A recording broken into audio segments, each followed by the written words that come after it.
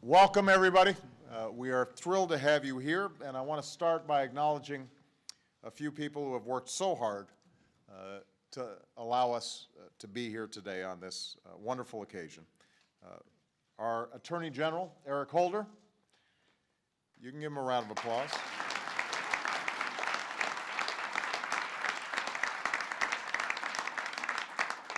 Two outstanding members of my cabinet who couldn't have worked harder to make today happen. Secretary of the Interior, Ken Salazar, and Secretary of Agriculture, Tom Vilsack.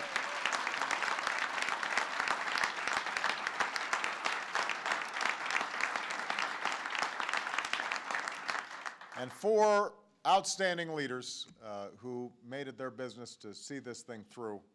Senator Max Baucus, Democrat of Montana, Senator Jeff Bingaman, Democrat of New Mexico, Representative Jim Clyburn, Democrat of South Carolina, and Representative Tom Cole, Republican of Oklahoma. Please give them a big round of applause.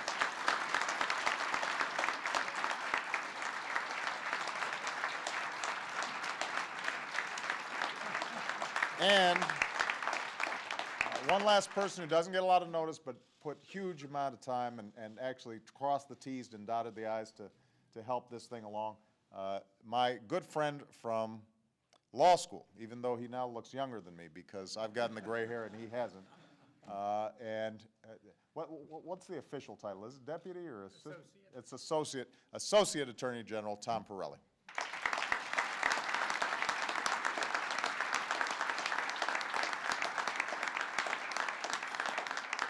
Obviously, despite the extraordinary leadership on the stage, this also would not have gotten done without the activists, the tribal leaders, and the outstanding members of Congress, both Democrat and Republican, who've come together and done so much over the years to make this a reality.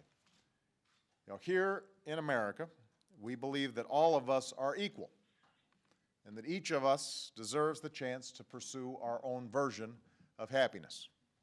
It's what led us to become a nation. It's at the heart of who we are as a people. And our history is defined by the struggle to fulfill this ideal, to build a more perfect union, to ensure that all of us, regardless of our race or religion, our color or our creed, are afforded the same rights as Americans and the fair and equal treatment under the law. I think all of us understand that we haven't always lived up to those ideals. When we've fallen short, it's been up to ordinary citizens to stand up to inequality and unfairness wherever they find it. That's how we've made progress. That's how we've moved forward.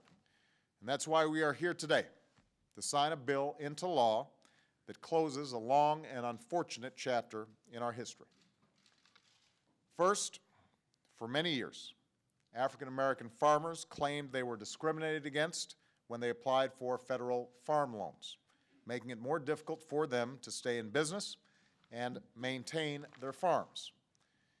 In 1999, a process was established to settle these claims, but the settlement was implemented poorly, and tens of thousands of African-American families who filed paperwork after the deadline were denied their chance to make their case. And that's why, as senator, I introduced legislation to provide these farmers the right to have their claims heard.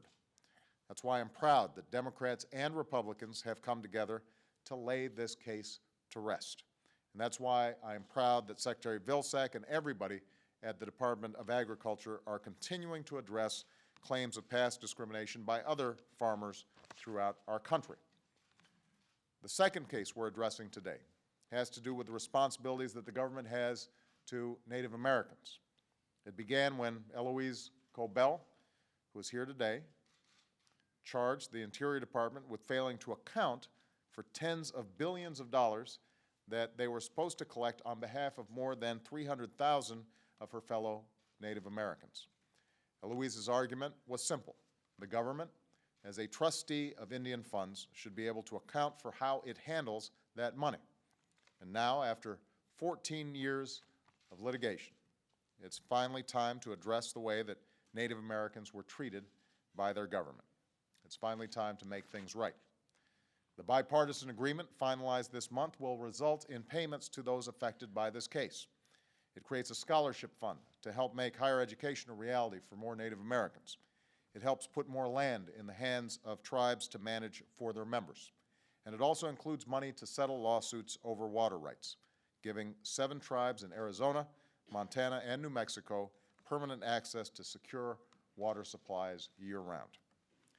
After years of delay, this bill will provide a small measure of justice to Native Americans whose funds were held in trust by a government charged with looking out for them.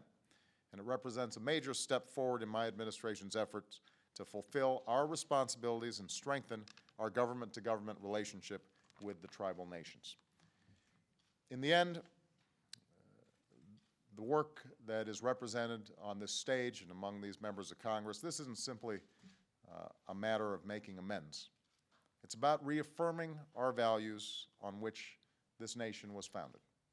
Principles of fairness and equality and opportunity.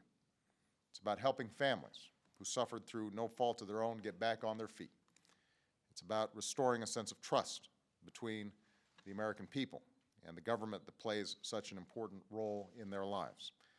As long as I have the privilege of serving as your president, I will continue to do everything I can to restore that trust. And that's why I am so extraordinarily proud to sign this bill today. I want to thank once again all those members of Congress. We've got a lot of members here, the Congressional Black Caucus, who I know worked the Pickford issue tirelessly. We've got, as I said, Democrats and Republicans who were supportive of this issue for so long.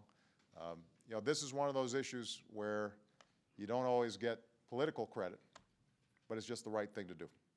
And I couldn't be prouder of you. Thank you very much.